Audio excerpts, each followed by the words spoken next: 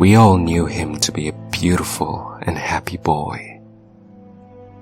He was a fine mixture of humor and composure.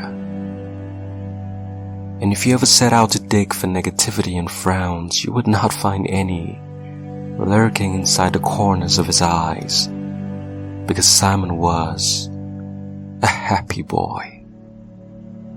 But everything changed when his mom died and he got sent off to boarding school.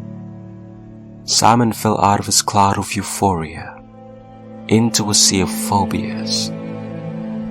I knew a boy named Simon SYLVANUS, rattling the chains of parental negligence, trapped inside a vault of domestic violence.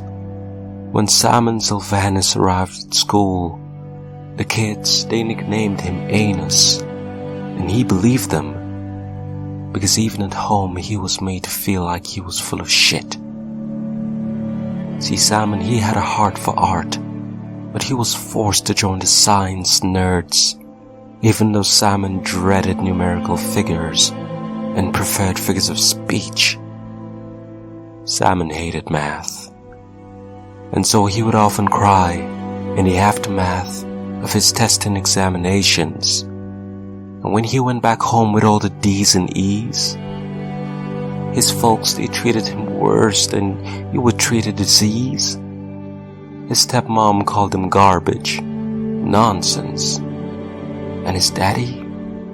Oh, he beat him senseless. And when Simon got back to school, see, the teachers, they picked on him. His seniors sometimes even pissed on him. They made him do things the moralists would spit on.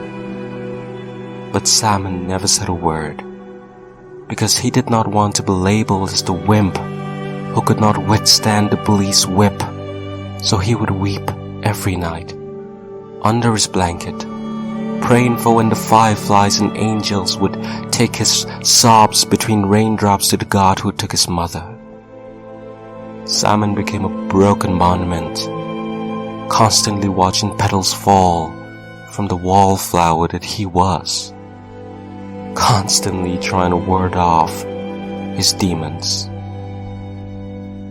He got so depressed you would say the two S's in depression were initials for Simon SYLVANUS. One night, Simon cried so loud he woke me. He cried so hard, oh, he cried a tsunami.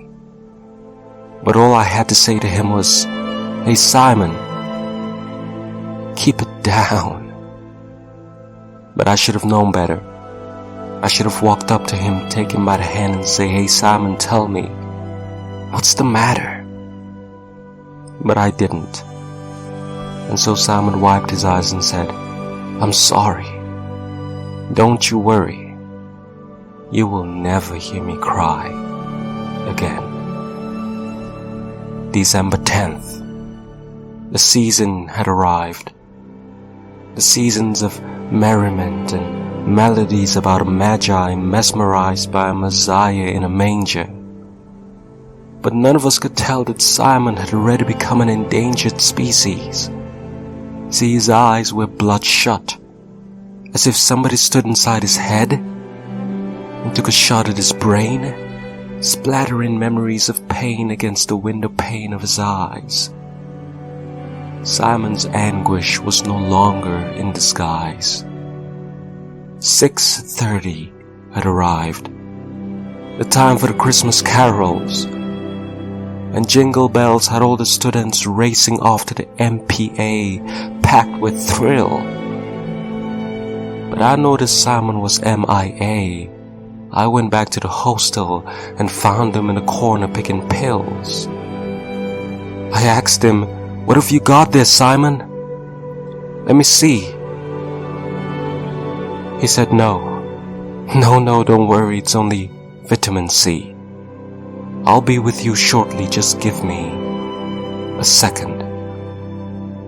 And because it was a season of giving, I gave it to him.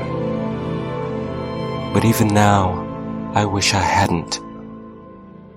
Because then a second turned to minutes, and minutes turned to hours, and nobody bothered to ask where Simon was.